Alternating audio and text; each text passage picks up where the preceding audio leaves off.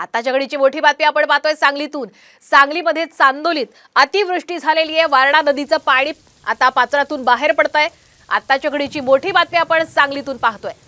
गेल्या 2 दिवसांपासून जिल्ह्यामध्ये पावसाची संततधार ही सुरूच आहे। सांगली शहर आणि जिल्ह्यांमध्ये पावसाची संततधार सुरू असल्यामुळे वारणा कृष्णा नदीच्या पाणी पातळीमध्ये वाढ होतीये, तर वाळवा तालुक्यातील वारणा नदी काही ठिकाणी पात्राच्या बाहेर पडताना पाहायला मिळते। त्यामुळे ओढे नाले हे तुडुंब भरून वाहत आहेत। तसंच शिराळा तालुक्यातील चांदोली धरण या परिसरामध्ये अतिवृष्टी झाल्याचंही पाहायला मिळतंय। गेल्या 24 तासात 132 मिनिटं पावसाची नोंद सुद्धा 132 मिलीमीटर पावसाची नोंद झालेली आहे।